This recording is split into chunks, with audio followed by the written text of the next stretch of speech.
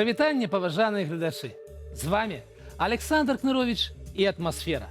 Уборачная ідзе па краіне. Ці будзе ў нас хлеб? А з бульбаю? А з яблыкамі? Паводле рапартаў чыноўнікаў справы ідуць так добра, што лепш і быць не можа. Але Лукашенко зноў абяцае кагосьці пасадзіць. І пасадзіць. Каго гэтым разам? Пра гэта ў нашым сённяшнім выданні. А таксама пра тое, як падае беларуская эканоміка. Навошта мы купілі расійскую макарону на некалькі дзесяткаў мільёнаў долараў? Куды дзяржаўная гандлёвая кампанія выкінула пару соцень мільёнаў рублёў? І чым сёння Расія пагражае Беларусі? Ну і пра Качанова, вядома, не забудзем. Запарце сабе кубачак гарбаты, зрабіце бутэрброд і усаджвайцеся, як мага ямчэй. Гэта атмасфера. І мы гаворым пра беларускую эканоміку проста. Поехали!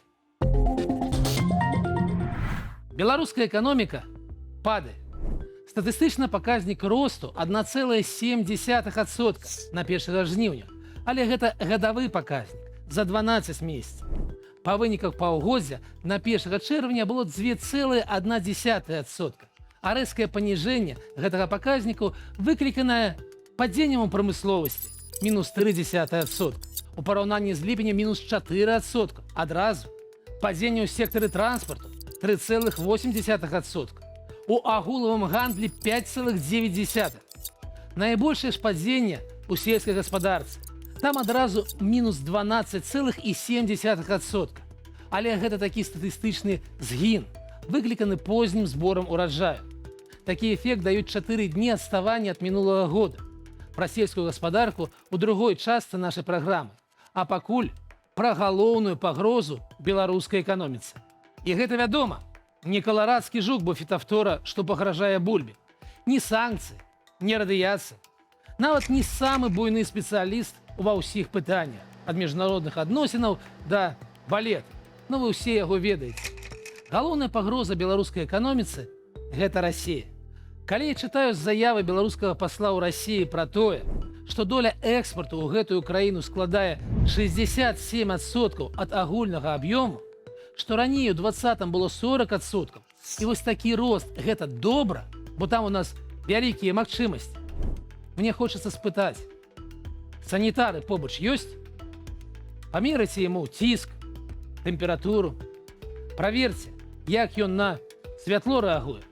Можа, ён пераеў свежай беларускай бульбы?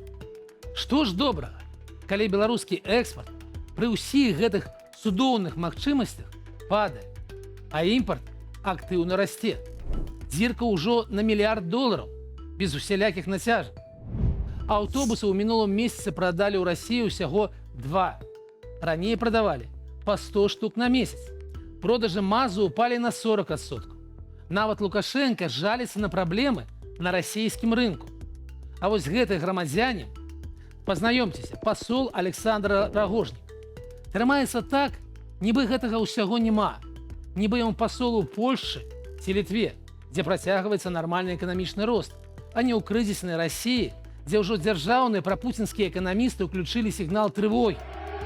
Што ж там адбываецца? Но галоўная праблема – гэта дзірка ў бюджэце. І санкцыі спрацавалі. І самае галоўнае, ваенныя выдаткі цягнуць расійскую эканоміку ў балота. І перш за ўсё гэта праяўляецца ў памеры дэфіцыту дзяржаўнага бюджэту. Калі некаму здаецца, што ў Расіі грошы льюцца ручаём, то гэта не так. Планавалі яны дзірку на $15 мільярдаў. Пасля, у канцы вясны перагледзелі прагноз у 4 разы да $60 мільярдаў. А гэта ўжо 3% ВУП. Крытычна шмат. У выніку станам на жнівень ужо $80 мільярдаў. Дзірка велічынёю з беларускую эканоміку. І гэта толькі дзірка. Расія, як некалі СССР, парвецца менавіта ў выніку ваенных выдаткаў. Там аўтамабільныя заводы пераходзяць на скарочаны працоўны тыдзень. ГАЗ, КамАЗ, Ліаз. Ростельмаш піша пра спыненне вытворчасці. Северсталь папярэджвае пра закрыццё некаторых вытворчасцяў.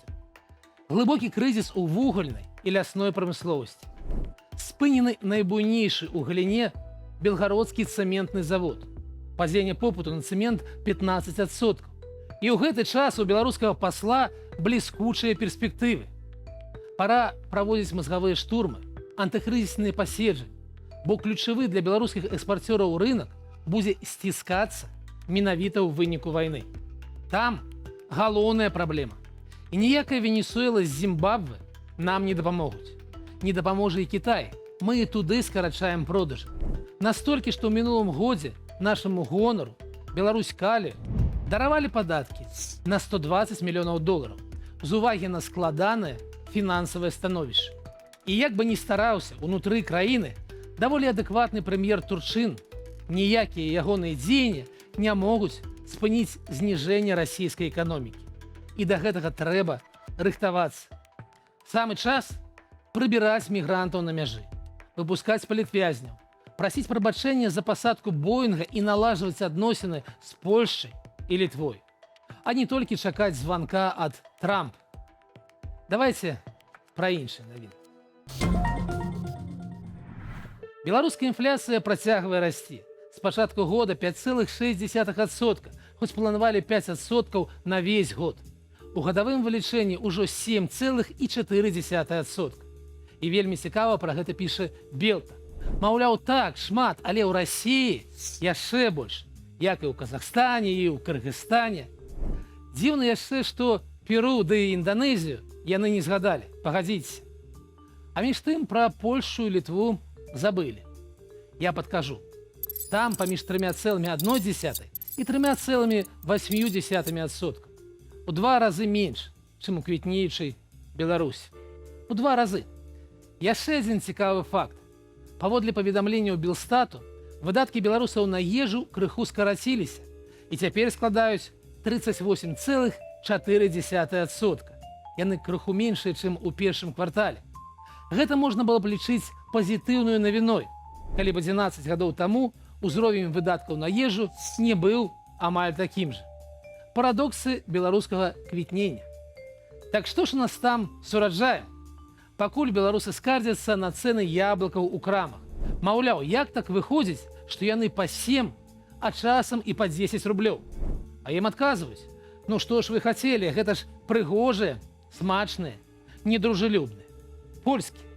Бярыце нашы, кажуць, па 4 рублі. Пытанне: а чаму беларускія яблыкі ў Беларусі даражэйшыя, чым польскія ў Польшы, пры розніцы заробкаў у 3 разы? Пакінем гэтае пытанне спецыялістам з Акадэміі навук, камітэту дзяржкантролю і пракуратуры. Як мы ўжо згадвалі, уборачна ідзе па краіне з адставаннем на 4 дні. Ураджай гэтага года відавочна будзе на мільён лепшы за леташні. Але тады быў антырэкорд, таму гэта не цяжка. А вось з бульбай усё пакуль няясна.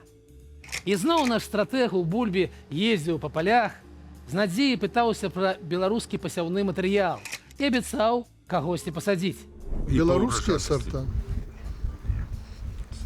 Все импортные. Ну, мы выращивали и белорусские года 3-4 назад, но они все-таки дают поменьше. Тут трэба сказаць, што ён позна паехаў. Цяпер рабіць выгляд, што ты нейкім чынам уплываеш на ўраджай, гэта зусім не паважаць гледачоў дзяржаўных тэлевізійных каналаў. Усё ж вырашалася яшчэ весною, калі Турчын адпусціў цэны, і цяпер беларуская бульба прадаецца за рубель 60, рубель 80.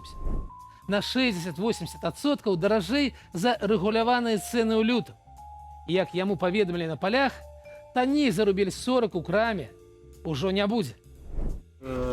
Значит, цена... Рубль 30 средний. Да, рубль 30. Ну, в Старфонде будет цена меньше. Не высоковата эта цена? Нет, нет, нет. Она вот это еще ранний картофель, который была меньше. Это не высоковата цена? Только начало. Она упадет. Закупочная цена ориентировочно мы ожидаем от фермеров 77-75 копеек. А в рознице она уже будет лежать рубль 15. Рубль. Да. Пра нешта яны там дамовіліся, што гэта нармальная цана. Хоць такой дарагой бульбы ў Беларусі ніколі не было. Ці паўторыцца гісторыя мінулага года? Ці будзе дэфіцыт? Пра гэта можна будзе меркаваць недзе ў лістападзе, калі будзе зразумела, колькі ў рэсце сабралі стратэгічнага прадукта.